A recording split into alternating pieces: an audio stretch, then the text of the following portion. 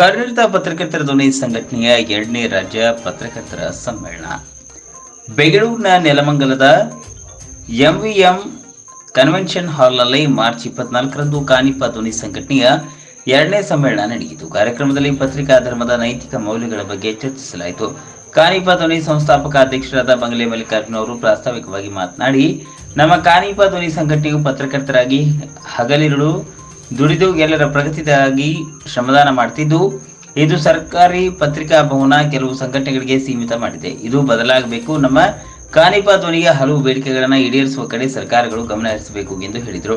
ನಂತರ ಉದ್ಘಾಟನಾ ಭಾಷಣ ಮಾಡಿದ ನಿವೃತ್ತ ನ್ಯಾಯಮೂರ್ತಿಗಳಾದ ಸಂತೋಷ್ ಹೆಗಡೆ, ಪತ್ರಿಕಾ ರಂಗದ ಸೇವಕರು ತಮ್ಮ ಪ್ರಾಣವನ್ನ ಪಣಕ್ಕಿಟ್ಟು ಸುದ್ದಿ ಮಾಡಿದ್ದಾರೆ. ಸಾಕಷ್ಟು ಹಗರಣಗಳನ್ನ ಬೆಳಕಿಗೆ ಬರಲು ಮಾಧ್ಯಮಗಳು ತುಂಬಾ ದುಡಿತಿವೆ. ಅಕ್ರಮಗಳನ್ನ, ಭ್ರಷ್ಟಾಚಾರಗಳನ್ನ ಹೆಡೆಮುರಿ ಕಟ್ಟಲು ಸಾಂವಿಧಾನಿಕವಾಗಿ ಎಲ್ಲ ಅಂಗಗಳ ಜೊತೆಯಲ್ಲಿ, ಅಂದರೆ ಶಾಸಕಾಂಗ, ಕಾರ್ಯಾಂಗ, ನ್ಯಾಯಾಂಗ ಜೊತೆಗೆ 4ನೇ ಅಂಗವಾಗಿ ಸಂವಿಧಾನಿಕವಾಗಿ ಪತ್ರಿಕಾ ರಂಗ ಶ್ರಮಿಸುತ್ತಿದ್ದಾರೆ. ದೇಶ ಕಟ್ಟಲು ಮುದ್ರಣ ಮಾಧ್ಯಮ ಮತ್ತು ದೃಶ್ಯ ಮಾಧ್ಯಮಗಳ ಪಾತ್ರ ಬಹಳಷ್ಟಿದೆ ಎಂದು ಹೇಳಿದರು. ಕಾರ್ಯಕ್ರಮದ ದಿವ್ಯ ಸಾನ್ನಿಧ್ಯವನ್ನು ವಹಿಸಿದ್ದ ಪರಮ ಪೂಜ್ಯ ಬಸವಮಾನಂದ ಸ್ವಾಮಿಗಳು ಮಾತನಾಡುತ್ತಾ, ಇಂದು ಡಿಗ್ರಿ, ಮಾಸ್ಟರ್ ಡಿಗ್ರಿ, PhD ಮಾಡಿದ ಪ್ರಬುದ್ಧ ಪತ್ರಕರ್ತರು ಇಂದು ಉಪಸ್ಥಿತರಿದ್ದು, ನಿಮ್ಮ ಶಕ್ತಿ ಅನಂತತೆ ಹೊಂದಿದೆ.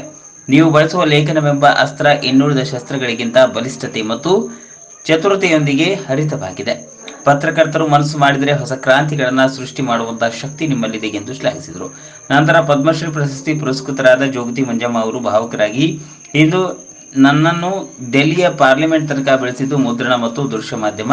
ನೀವು ಕೈ ಹಿಡಿದರೆ ಎಲ್ಲರನ್ನ ಬೆಳೆಸಬಹುದು, ಅಳಿಸಲೂಬಹುದು.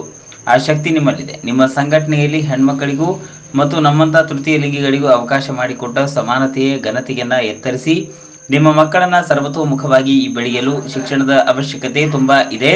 ಅದಕ್ಕಾಗಿ ನಿಮ್ಮ ಮಕ್ಕಳನ್ನ ದುರ್ಮಾರ್ಗ ಹಿಡಿಯದಂತೆ ವಿದ್ಯಾವಂತರನ್ನಾಗಿ ಮಾಡಿ ಎನ್ನುತ್ತಾ ಮಾಧ್ಯಮಗಳಿಗೆ ಕೃತಜ್ಞತೆಯನ್ನು ಅರ್ಪಿಸಿದರು. ಇನ್ನು ಕಾರ್ಯಕ್ರಮದಲ್ಲಿ ಬೆಳಗಾವಿ ಜಿಲ್ಲೆ ರಾಮದುರ್ಗ ತಾಲೂಕಿಗೆ ಪತ್ರಿಕಾ ರಂಗದಲ್ಲಿ ಸಾಧನೆಗೈದ ಮೂವರಿಗೆ ಕಾನಿಪ ಧ್ವನಿ ರಾಜ್ಯ ಕಾರ್ಯಕಾರಿಣಿ ಸದಸ್ಯ ಮಂಜುನಾಥ್ ರಾಠೋಡ್, ತಾಲೂಕು ಅಧ್ಯಕ್ಷ ರಮೇಶ್ ರಾಯಭಾಗ್ ಅವರಿಗೆ 2024ನೇ ಸಾಲಿನ ರಾಜ್ಯ ಮಟ್ಟದ ಕರ್ನಾಟಕ ಮಾಧ್ಯಮ ಸೇವಾ ರತ್ನ ಮತ್ತು ರಾಮದುರ್ಗ ತಾಲೂಕು ಅಧ್ಯಕ್ಷ MK ಯಾದವಾಡ್ ಅವರಿಗೆ ಸಾಮಾಜಿಕ ಸೇವಾ ರತ್ನ ಪ್ರಶಸ್ತಿ ಪ್ರದಾನ ಮಾಡಿ ಗೌರವಿಸಲಾಯಿತು. ಪತ್ರಕರ್ತರಿಗೆ ಪ್ರಶಸ್ತಿ ಪುರಸ್ಕಾರಗಳನ್ನು ನೀಡಿ ಸನ್ಮಾನಿಸಲಾಯಿತು.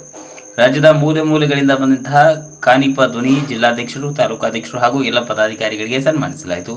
ಈ 2ನೇ ಪತ್ರಕರ್ತರ ರಾಜ್ಯ ಸಮ್ಮೇಳನದಲ್ಲಿ ಸಹಸ್ರಾರು ಸಂಖ್ಯೆಯಲ್ಲಿ ಪತ್ರಕರ್ತರು ಭಾಗವಹಿಸಿ ಈ ಸಮ್ಮೇಳನಕ್ಕೆ ಮೆರುಗು ತಂದರು. ಇವತ್ತು ಪತ್ರಕರ್ತರ ರಕ್ಷಣಾ ಕಾಯ್ದೆ ಇರ್ಬೋದು, ಇವತ್ತು ಜೀವ ವಿಮೆ ಇರ್ಬೋದು. ಇವತ್ತು ನೋಡಿ, ಇವತ್ತು ನಿವೃತ್ತರಾದಂಥ ಪ್ರತಿಯೊಬ್ಬ ಪತ್ರಕರ್ತರಿಗೆ ನಾವು ಆಶ್ವಾಸನೆ ಕೊಡಬಹುದು. ಅಲ್ಲಿನೂ ತಾರತಮ್ಯ. ಸಂಕಷ್ಟದಲ್ಲಿರುವಂಥ ಪತ್ರಕರ್ತ ಅಂತ ಹೇಳ್ಬಿಟ್ಟು ನಿಜವಾಗಿ ಕಾರ್ಯನಿರ್ವಹಿಸಲು ಯಾರಿಗೂ ಸಿಗ್ತಾರೆ. ಈ ನಿಟ್ಟಿನಲ್ಲಿ ಕಾನೂನು ಹೋರಾಟ ಆಗಬೇಕು. ಸಾಹೇಬರು ಏನಾದರೂ ಮನಸ್ಸು ಮಾಡಿ ಕಾನೂನುಬದ್ಧವಾಗಿರೋಂಥ ನಮಗೆ ಅವ್ರು ಏನಾದರೂ ಮಾರ್ಗದರ್ಶನ ಅವ್ರು ಬರ್ತಾರೆ ಅಂದರೆ ತುಂಬ ಹೃದಯದಿಂದ ಸಂತೋಷ ಪಡ್ತೀರಂತ ಅವರಲ್ಲಿ ಮನವಿ ಮಾಡ್ತಾರೆ.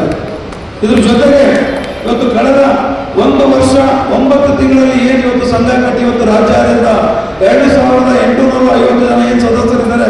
ಇನ್ನು ಕೇವಲ 1 ರಿಂದ 2 ವರ್ಷದೊಳಗೆ ಇವತ್ತು ಕರ್ನಾಟಕ ಕಾರ್ಯನಿರತ ಪತ್ರಕರ್ತರ ಸಂಘಟನೆಯ ಸಂಖ್ಯೆಯನ್ನು ಮೀರಿಸುತ್ತೆ ಅಂದ್ಬಿಟ್ಟು ಈ ಸಂದರ್ಭದಲ್ಲಿ ಹೇಳಕ್ಕೆ ಇಷ್ಟಪಡ್ತೀನಿ. ಜೊತೆಗೆ ಇವತ್ತು ಅವರಿಗೊಂದು ನಾನು ವಿನಯವಾಗಿ ಮನವಿ ಮಾಡ್ತಾ ಇದ್ದೀನಿ. ಒಂದು ಲೇಬರ್ ಆಕ್ಟ್ ಅಲ್ಲಿ ನೋಂದಣಿ ಆದಂತ ನಿಜವಾಗಿ ಪತ್ರಕರ್ತರ ಪರ ಇದ್ಬಿಟ್ಟು ಪತ್ರಕರ್ತರ ಪರ ನೀವು ಹೋರಾಟ ಮಾಡಿದ್ದೇ ಆಯ್ತಂದ್ರೆ ನಿಜವಾಗಿ 16,000 ಪತ್ರಕರ್ತರ ಜೀವನ, ಅವರ ಕುಟುಂಬ ಮಂದಹಾಸದಿಂದ ಬೀಗ್ತದಂತ ಹೇಳೋದ್ರ ಜೊತೆಗೆ ಇವತ್ತು 1 ವರ್ಷ 9 ತಿಂಗಳಿಂದ ನನ್ನ ಸದಸ್ಯರುಗಳು ಏನಿವತ್ತು ರಾಜ್ಯಾದ್ಯಂತ ಅನುಭವಿಸಿದ ಕಷ್ಟಗಳು ಇರ್ಬೋದು, ಆ ಸಂಘಟನೆ ಕಿರುಕುಳ ಎಲ್ಲವೂ ಸಹಿಸಿಬಿಟ್ಟು ತಮ್ಮ ಏನ್ ತಾವು ಮಾಡ್ತಾ ಇರೋಂಥ ಏನು ಕೆಲವು ವೃತ್ತಿ ಏನಿದೆ, ತಮ್ಮ ಪತ್ರಿಕೆಗಳು ಅಲ್ಲಿಂದ ಎಷ್ಟೋ ಕಷ್ಟಕೊಂಡ್ರು ಧೈರ್ಯವಾಗಿ ನಿಂತು ಇಲ್ಲಿವರೆಗೆ ನಡೆಸ್ಕೊಂಡು ಬಂದಿರಲ್ಲ. ಇನ್ನು ಕೇವಲ 1 ವರ್ಷ ಮಾತ್ರ ಈ ಕಷ್ಟ ನಮಗೆ. ಮುಂದೆ ನಮ್ಮ ಗಲಾಟೆ ಆದ್ಮೇಲೆ ಎಲ್ಲ ತಾನೇ ಬರ್ತದೆ. ಇವತ್ತು ಸರ್ಕಾರನೂ ನಮಗೆ ಸಪೋರ್ಟ್ ಇಲ್ಲ, ನಮ್ಮಲ್ಲಿ ಫಂಡೂ ಇಲ್ಲ. ಆದ್ರೂ ಅನೇಕ ಪ್ರೀತಿ ವಿಶ್ವಾಸಕ್ಕೆ ಇಡೀ ರಾಜ್ಯಾದ್ಯಂತ ಯಾವುದೇ ಹೋರಾಟಕ್ಕೆ ನಾನು ಕರೆದ್ರು, ಯಾವುದೇ ಕಾರ್ಯಕ್ರಮ ಕರೆದ್ರು ಯಾವುದು ಅಪೇಕ್ಷಿಸದೆ ಇಷ್ಟು ಮಟ್ಟದಲ್ಲಿ ಬಂದು ಸೇರ್ತಿರಲ್ಲ, ಅದು ಯಾವ ಜನ್ಮದ ಋಣ ಬಂಧನ ಪುಣ್ಯ ಗೊತ್ತಿಲ್ಲ. ಇಷ್ಟು ಅಭಿಮಾನ ಇಟ್ಟಂತ ನಮಗೊಂದು ಇವತ್ತು ಪ್ರಮಾಣ ಮಾಡಿದ್ರು. ನನ್ನ ಜೀವನ ಉಸಿರಿದವರಿಗೆ ಪತ್ರಕರ್ತರ ಈ ಒಂದು ಹೋರಾಟ ಜೊತೆಗೆ ಏನು ಬೇಡಿಕೆ ಇವು ಈಡೇರೋವರೆಗೂ ನಾನು ವಿಶ್ರಮಿಸುವುದಿಲ್ಲ. ಇದ್ರ ಜೊತೆಗೆ ನಿಮ್ಮ ತಗೊಂಡೋಗ್ಬೇಕಂತ ಮಾತಾಡ್ತಾ ನನ್ನ ಇಲ್ಲಿ ಮಾತಾಡೋದು ಉದಾಹರಣೆಗೆ 50 ದಶಕದಲ್ಲಿ ನಡೆದ ಹಗರಣಗಳಲ್ಲಿ ಒಂದು ಹಗರಣದ ಬಗ್ಗೆ ಹೇಳ್ತೇನೆ. ಚೀಪ್ ಹಗರಣ. ಅದರಲ್ಲಿ ಸೋಲ್ಕೊಂಡು ಹೋದಂಥ ಹಣ 52 ಲಕ್ಷ. ತದನಂತರದ ದಶಕದಲ್ಲಿ ಗೋಫರ್ಸ್ ಅನ್ನೋ ಒಂದು ಹಗರಣ ಬಂತು. ಅದರಲ್ಲಿ ಸೋಲ್ಕೊಂಡು ಹೋದಂಥ ಹಣ ಒಂದೊಂದು ಹಗರಣದಲ್ಲಿ ನಾನು ಹೇಳೋದು 64 ಕೋಟಿ. ತದನಂತರ ಕಾಮನ್ವೆಲ್ತ್ ಗೇಮ್ಸ್ ಅನ್ನೋ ಒಂದು ಹಗರಣ ಬಂತು. ಅದರಲ್ಲಿ ಸೋಲ್ಕೊಂಡು ಹೋದ ಹಣ 70,000 ಕೋಟಿ. ತದನಂತರ ಪೂಜಿ ಅನ್ನೋ ಒಂದು ಹಗರಣ ಬಂತು. ಅದರಲ್ಲಿ ಸೋಲ್ಕೊಂಡು ಹೋದ ಹಣ 1,76,000 ಕೋಟಿ. ತದನಂತರ ಕೋಲ್ಗೇಟ್ ಅನ್ನೋ ಒಂದು ಹಗರಣ ಬಂತು. ಅದರಲ್ಲಿ ಸೋಲ್ಕೊಂಡಾದ ಹಣ 1,76,000 ಕೋಟಿ. ಒಂದೊಂದು ದಶಕದಲ್ಲಿ ನೂರಾರು ಹಗರಣಗಳು ನಡೀತಾ ಇದೆ. ಎಲ್ಲ ಹಣದ ಲೆಕ್ಕ ಹಾಕಿ ಕೊನೆಯ ಹಂತಕ್ಕೆ ಹೋದದ್ದು 15 ಪೈಸೆ ಮಾತ್ರ. 85 2024ರಲ್ಲಿ ವಿಳಾಸ ಕಮ್ಮಿ ಆಗಿಲ್ಲ. ಇವತ್ತು 100 ರೂಪಾಯಿ 15 ಪೈಸೆ ಹೋಗುವುದು. ಸ್ವಲ್ಪ ಯೋಚನೆ ಮಾಡಿ.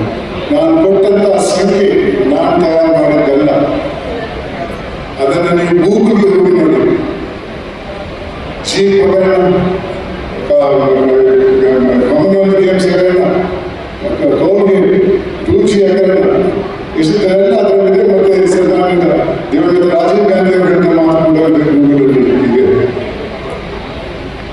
ಇಷ್ಟೊಂದು ಹಣ ಯಾವ ರೀತಿಯಲ್ಲಿ ಅಭಿವೃದ್ಧಿ ಆಗಲಿಕ್ಕೆ ಸಾಧ್ಯವಿಲ್ಲ. ಯಾವ ರೀತಿಯಲ್ಲಿ ಸಾಧಾರಣ ಈ ಲೋಕವನ್ನು ತಡೆಗಟ್ಟಬೇಕಾದ್ರೆ ಒಂದೇ ಒಂದು ದಾರಿ,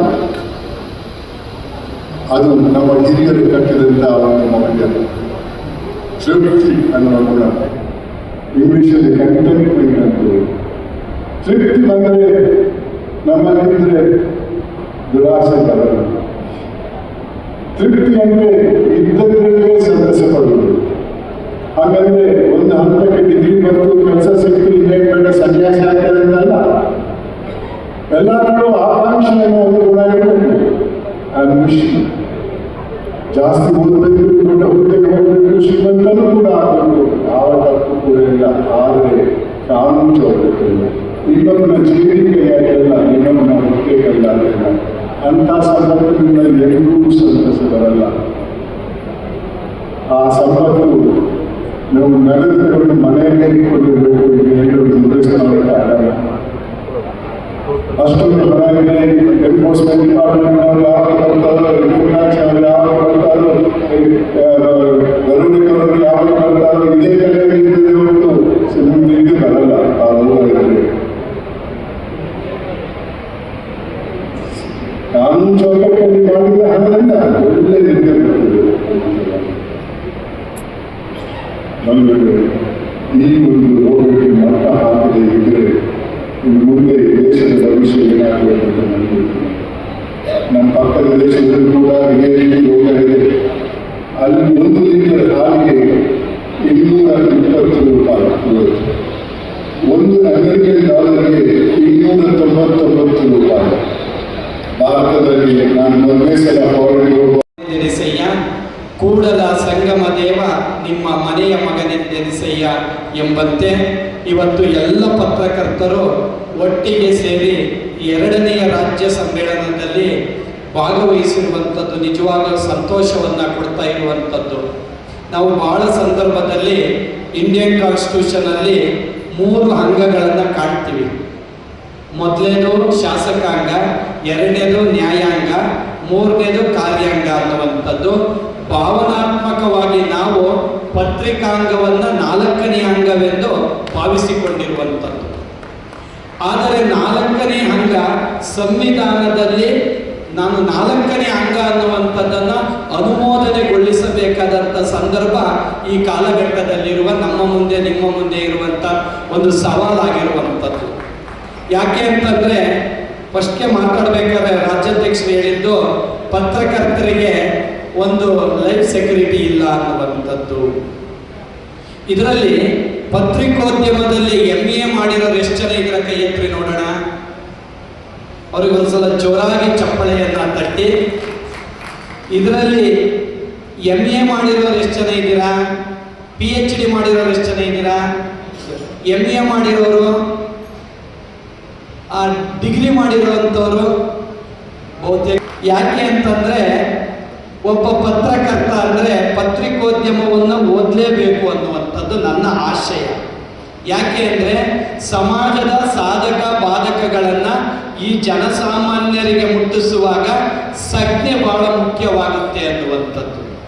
ಸಂಜ್ಞೆಯನ್ನು ಅರ್ಥ ಮಾಡ್ಕೊಳ್ಬೇಕು ಅಂದರೆ ನಾನೊಬ್ಬ ಪತ್ರಕರ್ತನಾದಾಗ ಮಾತ್ರ, ಅದನ್ನು ಅಧ್ಯಯನ ಮಾಡಿದಾಗ ಮಾತ್ರ ಈ ಸಮಾಜಕ್ಕೆ ಒಂದು ಕಾಯ ವಾಚ ಮನಸಾರೆ ಒಂದು ಒಳ್ಳೆಯ ಸುದ್ದಿಯನ್ನು ಕೊಡೋಕ್ಕೆ ಸಾಧ್ಯ ಆಗುತ್ತೆ ಅನ್ನುವಂಥದ್ದು.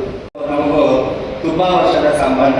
ಪ್ರವೀಣ್ ಸರ್ ಅವರು ಹೇಳ್ತಾ ಇದ್ರು, ಮಂಜಮ್ಮವರು ನಮ್ಮ ಕಾರ್ಯಕ್ರಮದಲ್ಲಿ ಬೀದಿಯ ಮೆರವಣಿಗೆಯಲ್ಲಿ ನಾಟ್ಯವನ್ನ ಮಾಡ್ತಾ ಇದ್ರು, ನೃತ್ಯವನ್ನ ಮಾಡ್ತಾ ಇದ್ರು ಅಂತ. ಆ ನೃತ್ಯವನ್ನ ಮಾಡ್ತಾ ಮಾಡ್ತಾ ಮಾಡ್ತಾ ಇವತ್ತು ಎಲ್ಲ ಅಧಿಕಾರಿಗಳ ಜೊತೆಯಲ್ಲಿ ಕೂಡುವ ಅವಕಾಶ ಕಲ್ಪಿಸಿಕೊಟ್ಟಿದ್ದು ನನ್ನ ಜಾನಪದ ಕಲೆ ಅಂತ ಹೇಳೋದಕ್ಕೆ ನನಗೆ ಖುಷಿ ಆಗ್ತದೆ. ನನ್ನ ಜಾನಪದ ಕಲೆ ನನಗೆ ಅಂತ ಅವಕಾಶವನ್ನು ಕೊಟ್ಟರೆ ಈ ಪತ್ರಿಕಾ ಮಾಧ್ಯಮದವರು, ದೃಶ್ಯ ಮಾಧ್ಯಮದವರು ಹಳ್ಳಿಯಿಂದ ಡೆಲ್ಲಿಯ ಪಾರ್ಲಿಮೆಂಟ್ ವರೆಗೆ ನನ್ನನ್ನು ಬೆಳೆಸಿದರು ಅಂತ ಹೇಳೋದಕ್ಕೆ ಮತ್ತೊಂದು ಕಡೆ ಸಂತೋಷವಾಗ್ತದೆ. ನನ್ನನ್ನು ಬೆಳೆಸಿದವರು ಮಾಧ್ಯಮದವರು ಅಳಿಸುವುದಕ್ಕೂ ಉಂಟು, ಬೆಳೆಸುವುದಕ್ಕೂ ಉಂಟು. ಅವರು ಏಕಕಾಲಗಳು ಮಾಡ್ತಾರೆ, ಅವರೇ ಸೃಷ್ಟಿಕರ್ತರು. ಈ ಒಂದು ಕಾಲದಲ್ಲಿ ಅವರೇ ಸೃಷ್ಟಿಕರ್ತರು.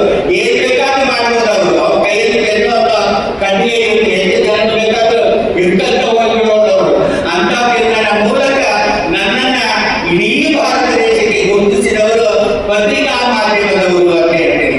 ಆ ಪತ್ರಿಕಾ ಮಾಧ್ಯಮದವರು ಬೆಳೆಸುವುದರ ಜೊತೆಗೆ ಬಾಬಾ ಸಾಹೇಬ್ ಅಂಬೇಡ್ಕರ್ ಅವರು ಸಂವಿಧಾನವನ್ನ ಸೃಷ್ಟಿ ಮಾಡಿ ಎಲ್ಲರಿಗೂ ಸಮಾನತೆಯ ಅವಕಾಶ ಸಿಗಬೇಕಂತ ಒಂದು ಸಂವಿಧಾನವನ್ನ ಸೃಷ್ಟಿ ಮಾಡಿದಾಗ ಆ ಸಂವಿಧಾನದ ಬಲದಿಂದಾಗಿ ಒಬ್ಬ ವ್ಯಕ್ತಿಯ ಲಿಂಗಿಗೆ ಪದ್ಮಶ್ರೀ ಮತ್ತು ಡಾಕ್ಟರೇಟ್ ಅವಾರ್ಡ್ಗಳು ಸಿಕ್ಕು ಅಂತ ಹೇಳೋದಕ್ಕೆ ನನಗೆ ತುಂಬಾ ಖುಷಿ ಆಗ್ತದೆ. ಬಂಗ್ಲೆ ಮಲ್ಲಿಕಾರ್ಜುನ ಅವರು ನನಗೆ ಇನ್ನೂ ಯಾವ ಪ್ರಶಸ್ತಿಗಳು ಬಂದೇ ಇರುವುದಕ್ಕಿಂತ ಮುಂಚೆ